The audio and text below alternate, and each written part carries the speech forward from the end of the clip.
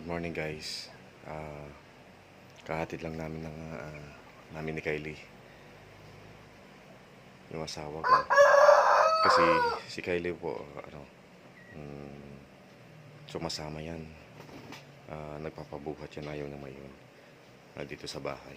Nagpapabuhat kahit nakatulog siya. Ngayon,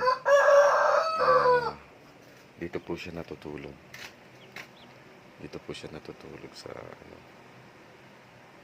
sasakyan.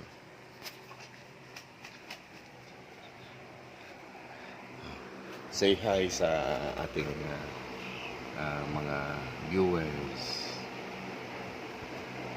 Diyan po siya natutulog.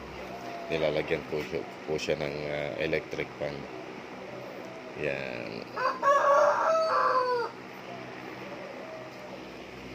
Yan. Pagigising na lang po guys.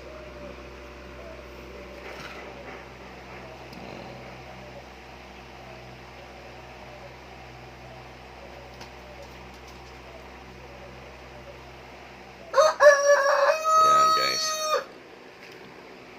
So susunod ulit guys. Thank you.